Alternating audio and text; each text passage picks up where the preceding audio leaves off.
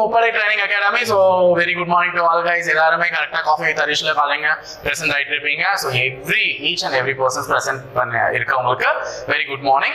So இன்னைக்கு நம்ம coffee with ஹரிஷ்ல சில முக்கியமான தகவல்களை தான் தெரிஞ்சுக்க போறோம். போன வாரங்கள்ல எப்படி முக்கியமான சில தகவல்களை ஒரு ஃபாஸ்ட் விஷனோட பண்ணமோ ஒரு காலையில இந்த வீடியோ போடுறதுக்கான ஒரு இதுவே உங்க மைண்ட் ரெஃப்ரெஷ் ஆகி அன்னைக்கு ஃபுல் நாளுமே ஒரு மோட்டிவேஷனோட படிக்க வைக்கிறதுக்காக மட்டும் தான் தவிர சோ இது வேற ஒரு விஷயத்துக்காகவும் இல்லை. என்ன ஜஸ்ட் ஒரு 15 மினிட்ஸ் தானே. சோ அந்த டைம் ஸ்பெண்ட் பண்றதுல உன்னுடைய நேரத்தை நான் வீணாக்கல நம்புறேன். சோ வீடியோக்குள்ள போயிடலாம்.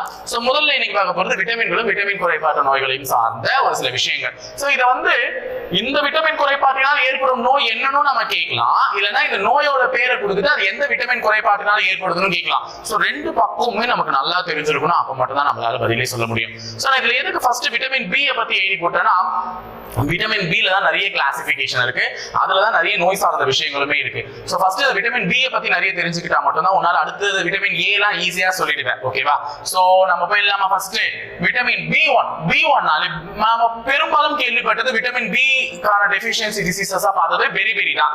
சோ அது எதனால ஏற்படுதுன்னா விட்டமின் B1 னால தான். சோ அப்ப பெரிபெரின்னு சொல்லக்கூடிய அந்த குறைபாட்டு நோய் எதன் மூலமாக ஏற்படுகிறது? B1 மூலமா. அப்ப விட்டமின் B1 எதனுடைய காரணம்? பெரிபெரி. அதே B3 அடுத்ததா நீ ஞாபகம் வச்சுக்க வேண்டியது பெல்லகரா. ஓகேவா? பெல்லகரா. அப்ப பெல்லகரானா B3, B1 னா பெரிபெரி, B2 எரித்ரோஃப்ளாவினோசிஸ்.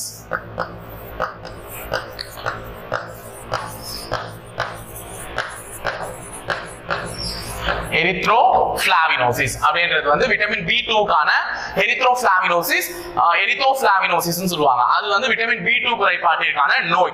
அதே B6 and B12 பாத்தீங்கன்னா ஒரு உயிரை போக்கக்கூடிய ரத்த சோகை வருவதற்கான வாய்ப்புகள் இருக்கு.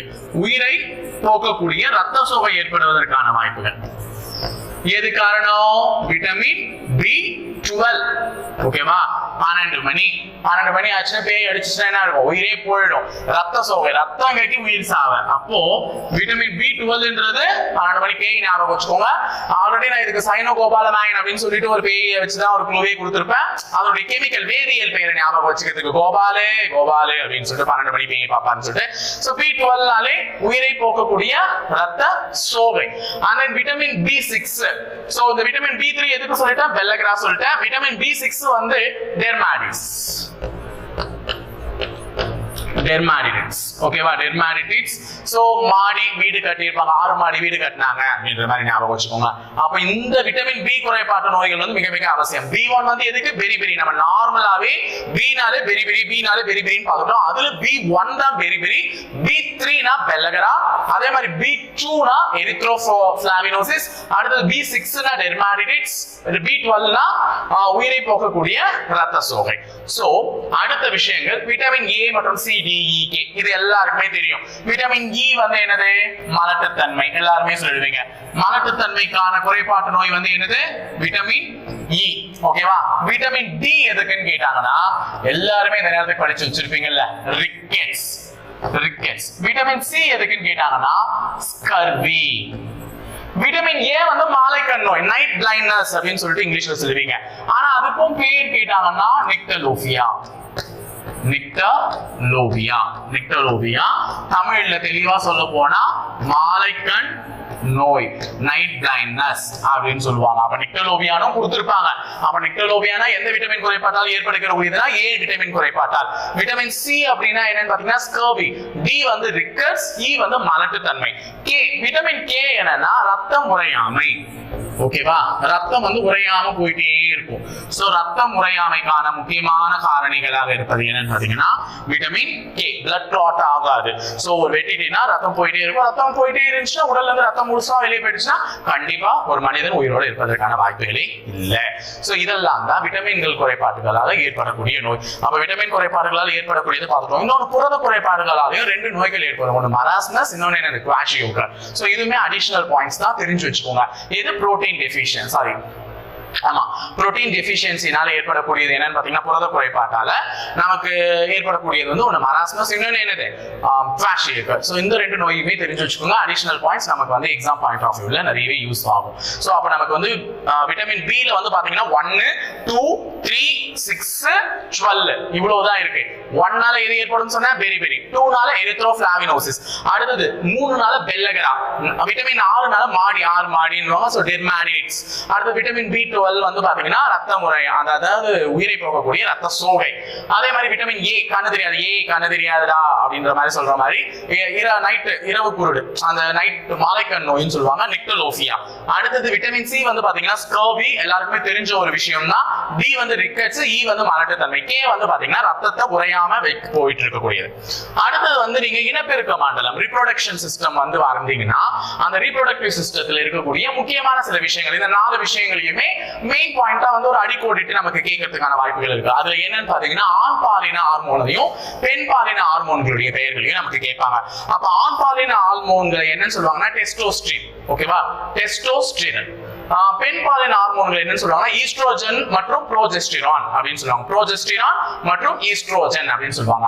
எப்படி சார் ஞாபகம் வச்சுக்கிறதுனா, ஆண் பாலின ஹார்மோன்களை வந்து டெஸ்ட், ஆண்கள் எதுக்கு எடுத்தாலுமே டெஸ்ட் இல்லாம ஒரு விஷயத்தை டெஸ்ட் பண்ணாம இனிமே என்ன களத்துல இறங்க மாட்டாங்க, எடுத்த உடனே போய் குபீர்னு விழுந்துட மாட்டாங்க. என்ன பண்ணுவாங்க, டெஸ்ட் பண்ணுவாங்க, டெஸ்ட் பண்ணிட்டு நல்லது ஓகே பண்ணலாம், ஓகே டெஸ்ட் பண்ணிட்டு நல்லது ஓகே பண்ணலாம் மேற்கொண்டு. அப்ப எடுத்த உடனே ஒரு விஷயத்தை எடுத்த உடனே பூதாகரமா ஆரம்பிக்காம சிம்பிளா ஒரு விஷயத்தை டெஸ்ட் பண்ணிட்டு தான் என்ன பண்ணுவாங்க, ஆரம்பிப்பாங்க. அப்ப ஆண்களுடைய இனப்பெருக்க ஹார்மோன்களுக்கான அந்த பெயர்கள் என்னன்னு பாத்தீங்கன்னா டெஸ்டோஸ்டரான். அதே பெண் பாலின ஹார்மோன்களுக்கு வந்து பாத்தீங்கன்னா ஈஸ்ட்ரோஜன் மற்றும் ப்ரோஜெஸ்டிரான். ப்ரோஜெஸ்டிரான் பெண்கள் வந்து புரோட்டீன் உள்ள உணவுகளை எடுத்துக்கணும் அப்படின்னு ஞாபகம் வச்சுக்கணும். ப்ரோஜெஸ்டிரான் புரோட்டீன் உள்ள எடுத்துக்கிட்டா டைஜஸ்ட் ஆகும், புரோட்டீன் உள்ள உணவுகள் எடுத்துக்கிட்டா உங்களுக்கு டைஜஸ்ட் ஆகும். பெண்களுக்கு வந்து நிறைய எலும்பு சத்துலாம் தேவையில்லை, சோ புரோட்டீன் உள்ள உணவுகளை எடுத்துக்கணும்.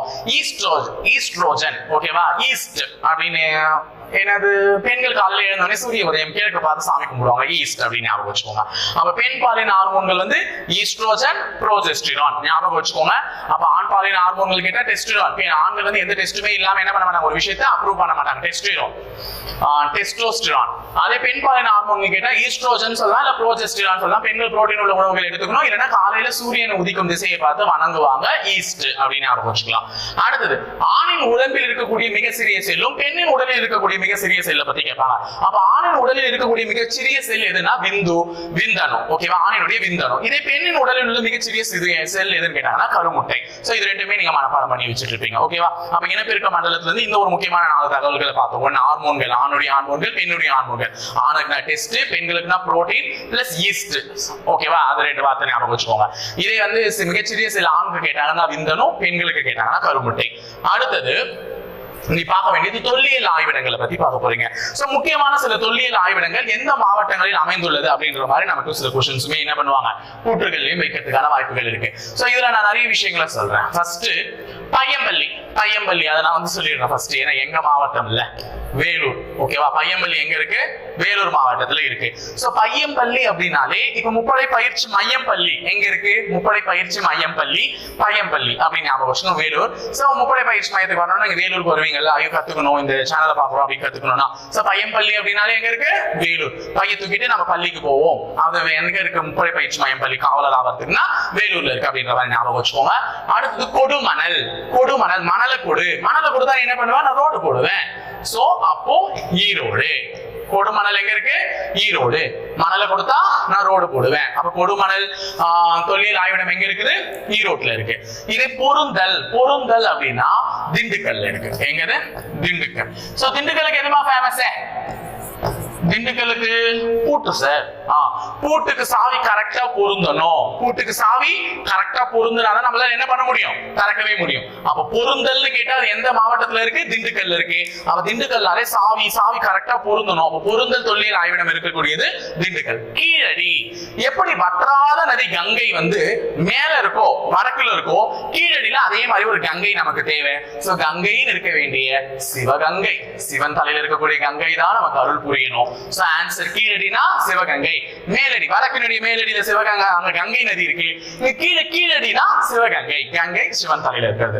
ஆதிச்சநல்லூர், நம்ம தமிழ் குடிதான் ஆதிக்குடி அப்படின்னு சொல்லும் மாதிரி இந்த ஆதிச்சநல்லூர்ன்றது எங்க இருக்குன்னு பாத்தீங்கன்னா தூத்துக்குடி. ஆதிச்சநல்லூர் எங்க இருக்கு, தூத்துக்குடி. ஆதி குடி, ஆதிக்குடி. நம் தமிழ் குடி தான் ஆதிக்குடி. அதை நிரூபித்த இந்த ஆதிச்சநல்லூர் எங்க இருக்குன்னு பாத்தீங்கன்னா தூத்துக்குடியில இருக்கு. அப்ப ஆதிக்குடி நம் தமிழ் குடி, அந்த ஆதிச்சநல்லூர் எங்க இருக்கு? தூத்துக்குடி. இப்ப இந்த 5 தொல்லியல் ஆய்விடங்களும் எங்க இருக்குன்னு தெரிஞ்சுச்சா? கீழடி சார், அடி கீழடி, சிவகங்கை, கங்கை அங்க இருக்கு, இங்க இருக்கு சிவகங்கை. Okay sir. பொருந்தல் கரெக்டா பொருந்தோம்னா பூட்டுக்கு சாவி சார். அப்ப பூட்டுக்கு சாவிக்கு ஃபேமஸ் போன இடம் திண்டுக்கல், திண்டுக்கல் சார். அப்ப பொருந்தல் சொல்லிட்டு பையம்பள்ளி சார், பள்ளிக்கு வரனாலே பையத்துக்கு என்னன்னு சார் வரணும்? அது மட்டும் முப்படை பயிற்சி மையில தான் கத்துக்கிறோம். அப்ப மையம்பள்ளி பையம்பள்ளி, அப்ப வேலூர் சார் அப்படின்னு சொல்லிடுவீங்க டக்குன்னு. கொடுமணல் மணல் கொடுத்தா ரோடு போடுவீங்க சார், அப்ப ஈரோடு அப்படின்னு. ஆதிச்சநல்லூர் எங்க இருக்குன்னு கேட்டாங்கன்னா ஆதிக்குடி சார், தூத்துக்குடி சார். சோ இந்த 5 விஷயங்களும் தொல்லியல் ஆய்விடங்கள் எங்க இருக்குன்றதை ஞாபகம் வச்சுக்கிட்டீங்க. சோ அடுத்தது உலகின் பெரிய மற்றும் அதிக எடையுள்ள விதை வந்து எதுன்னு பாத்தீங்கன்னா இரட்டை தேங்காய் என்று அழைக்கப்படக்கூடியதுதான். அப்படின்னா தேங்காவான்னு கேட்காதுங்க, அது வந்து ஒரு 2 தேங்காவை சேர்த்து வச்ச போல இருக்கும். அவ்வளவு பெரிய எடை கொண்டது, கிட்டத்தட்ட 18 கிலோ எடை கொண்டது. அதாவது 12 அங்குலம் பிளஸ் 3 அடி, 12 அங்குலம் 3 அடி அகலம் கொண்ட இது வந்து 18 கிலோ எடை கொண்ட ஒரு இதுவா இருக்கும். சோ எங்கே காணப்படுகிறது அப்படின்னா சேச்சிலாஸ் என்ற தீவு. சேச்சிலாஸ் என்றது ஒரு நாடு, அந்த நாட்டில் உள்ள ஒரு 2 தீவுகள்ல தான் இது காணப்படுது. இது இந்த உலகின் மிகப்பெரிய விதை அப்படின்னு சொல்லக்கூடிய விதையான இரட்டை தேங்காய். அப்ப கேள்வியே இருக்கும், உலகத்தின் மிகப்பெரிய விதை மற்றும் அதிக எடை கொண்ட இதை இரட்டை தேங்காய்னு சொல்லுவோம். அது எந்த நாட்டுல இருக்கு? சேச்சலாஸ் அப்படின்ற ஒரு இடத்துல இருக்கு, 2 தீவுகள்ல இருக்கு. அதே மிகச்சிறிய விதைகள் வந்து என்னன்னு சொல்லுவாங்கன்னா ஆர்கிட் விதைகள்னு சொல்லுவாங்க. ஆர்கிட், இது ஞாபகம் வச்சுக்கோங்க. என்ன விதைகள்? ஆர்கிட் விதைகள். அப்ப ஆர்கிட், ஓகேவா? சோ 35 மில்லியன் விதை எவ்வளவு கிராம் தான் இருக்குமா? வெறும் 25 கிராம் தான் இருக்குமா? எவ்வளவு? 35 மில்லியன். 1 மில்லியன்னாலே 10 லட்சம். 35 மில்லியன் விதைகள் ஜஸ்ட் எவ்வளவு இருக்குமா? 25 கிராம் தான் இருக்குமா? அப்ப பாத்துக்கோங்களேன், இது எவ்வளவு சின்ன விதையா இருக்கும். அப்ப உலகத்தினுடைய மிகப்பெரிய விதை இரட்டை தேங்காய், உலகத்தினுடைய மிகச்சிறிய விதை ஆர்கிட் விதை. சோ அந்த மிகப்பெரிய விதை வந்து எங்க இருக்கு? சேச்சலாஸ் அப்படின்னு சொல்லக்கூடிய ஒரு இடத்துல இருக்கு, தீவுல இருக்கு. அது எவ்வளவு இடம் இருக்கும்? 18 கிலோ இடம் இருக்கும், 12 அங்குலம் 3 அடி கொண்டது. அதே மாதிரி உலகின் மிக சிறிய விதையான இது 35 மில்லியன் சேர்ந்தா கூட 25 கிராம் தான் நமக்கு கிடைக்குமே. Last final slide. சோ நம்மளுடைய கப்பல் பறவை ஃப்ரைகேட் பேர்ட் அப்படின்னு அழைக்கக்கூடிய இந்த பறவை கிட்டத்தட்ட ஒரு கடலையே என்ன பண்ணுமா? கடந்து போகுமா. சோ கடல்ல வந்து எங்கேயுமே இறங்காம கடந்து போறதுனால தான் இதுக்கு கப்பல் பறவைன்னு சொல்றாங்க. கிட்டத்தட்ட 400 கிலோமீட்டர் தெரியும் பறந்துட்டே போகுமா, எங்கேயுமே இறங்காது, இறங்கவே இறங்காது. அப்படி பறக்கக்கூடிய இந்த பறவை, அதனாலதான் அதுக்கு பேர் என்னது? கப்பல் பறவை. இதை வந்து என்னென்ன சொல்லுவாங்க பாத்தீங்கன்னா கப்பல் கூழைக்கடா. இந்த பேருங்கள்லாம் ரொம்ப முக்கியம். கடற்கொள்ளை பறவை அப்படின்னு இந்த பறவைக்கு இன்னொரு பேர் இருக்கு. அப்ப இந்த பறவையினுடைய இன்னும் சில பேர்கள் கப்பல் கூழைக்கடா, கப்பல் கடற்கொள்ளை பறவை. அப்ப கடற்கொள்ளை பறவைன்னு சொல்லலாம், கப்பல் கூழைக்கடான்னு சொல்லலாம். அப்ப இந்த கப்பல் பறவைனா என்ன பறவை? ஃப்ரைகேட் பேர்ட்னு சொல்லுவாங்க. எத்தனை கிலோமீட்டர் வரையும் பறக்கும்? 400 கிலோமீட்டர் வரையும் எங்கேயுமே இறங்காம பறந்து போயிட்டே இருக்கும். அப்ப இது கப்பல் கூழைக்கடான்னு சொல்லுவாங்க, இல்லைன்னா கப்பல் பறவைன்னு சொல்லுவாங்க. சோ ஓரளவுக்கு ரிவிஷன் ஆயிடுச்சா? இப்ப நம்ம கேள்வி கேட்கலாமா? சோ என்னன்னு பாத்தீங்கன்னா கேள்விகள், இன்னைக்கான கேள்விகள், ஓகேவா? சோ ஞாபகம் வச்சுக்கோங்க. பொருந்தல் தொல்லியல் ஆய்விடம் அமைந்துள்ள மாவட்டம் எதுன்னு சொல்லிட்டு கேக்குறாங்க. பொருந்தல் தொல்லியல் மாவட்டம் இது வந்து அமைந்துள்ள மாவட்டம் எதுன்னு கேக்குறாங்க. அப்ப பொருந்தல் அப்படின்னா அது வந்து ஒரு அகழ்வாராய்ச்சி இடம், அது ஒரு வந்து ஆய்விடம் நடைபெற்றது. அது எங்கன்னு கேக்குறாங்க. சோ அதை மறக்காம சொல்லிடுங்க, நான் எல்லாருக்குமே க்ளூவோட சொல்லியிருக்கேன். அடுத்தது பெல்லகரா என்பது எந்த விட்டமின் குறைபாட்டால் ஏற்படக்கூடிய நோய்னு கேட்டிருக்காங்க. பெல்லகரா அப்படின்றது என்னன்னா பில வரக்கூடிய ஏதோ ஒண்ணுதான், அது என்னன்றதை ஞாபகம் வச்சுக்கோங்க. ப்ரீவியஸ் இயர்ல கூட நிறைய முறை கேட்டிருக்காங்க. சோ கரெக்டா சொல்லிடுங்க. அடுத்தது விட்டமின் டி குறைபாட்டால் ஏற்படும் நோய் எது? நான் ஆல்ரெடி சொல்லியிருந்தேன். இப்படி சொல்லிட்டு அப்படி கேட்பாங்க, அப்படி சொல்லிட்டு இப்படி கேட்பாங்க. இப்போ வந்து நான் வைட்டமின் எடுத்துட்டு என்னென்ன குறைபாடு, இப்போ அதுல நான் பெல்லகராவை குறிப்பிட்டு அது எதனுடையதுன்னு கேட்டேன். இப்போ இங்க வைட்டமின் டி குறிப்பிட்டு அதனால ஏற்படக்கூடிய நோய் என்னன்னு கேட்டிருக்காங்க. சோ இது ரெண்டுமே ஞாபகம் வச்சு கரெக்டா சொல்லிடுங்க गाइस, மறந்துடாதீங்க, ஓகேவா? அடுத்து உலகின் மிகப்பெரிய விதையான இரட்டை தேங்காய் விதை காணப்படும் இவ்விடம் எதுன்னு கேட்டிருக்காங்க. அப்ப அவங்களே சொல்லிட்டாங்க உலகத்தினுடைய மிகப்பெரிய விதை எதுன்னு சொல்லிட்டாங்க, இரட்டை தேங்காய்னு சொல்லிட்டாங்க. அது எந்த இடத்துல காணப்படுதுன்னு கேட்டிருக்காங்க. சோ இதையும் மறக்காம கமெண்ட் பாக்ஸ்ல கமெண்ட் பண்ணிடுங்க.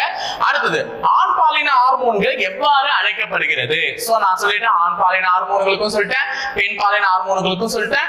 ஆண்களுடைய சிறிய செல் எதுன்னு சொல்லிட்டேன், பெரிய செல் எதுன்னு, சாரி பெண்களுடைய சிறிய செல் எதுன்னு சொல்லிட்டேன். சோ எல்லாத்துக்குமே கரெக்டா சொல்லிருக்கேன். அப்ப நீங்க கரெக்டா இந்த ஆண் பாலின ஹார்மோன்களை பத்தி கரெக்டா சொல்லிடுவீங்கன்னு நம்புறேன், ஓகேவா? சோ இன்னைக்கு காஃபி வித் ஹரிஷ் நல்லபடியா முடிஞ்சிருச்சுன்னு நினைக்கிறேன். சோ நீங்க போயிட்டு இன்னைக்கு உங்களுடைய ப்ரிப்பரேஷன் நல்லபடியா தொடங்கி நல்லபடியா படிங்க. இன்னும் கூடிய விரைவில் எஸ்ஐ எக்ஸாம் வர காத்திருக்கு. சோ எல்லாருமே நல்லபடியா படிச்சாதானே நல்ல மார்க் ஸ்கோர் பண்ண முடியும். போயிட்டு எனக்கு டெம்போட படிங்க. All the very best guys. So இணைந்திருங்கள் காவலர்களை, தொடர்ந்து பயணிப்போம் முப்படை பயிற்சி மையத்துடன். நன்றி, வணக்கம்.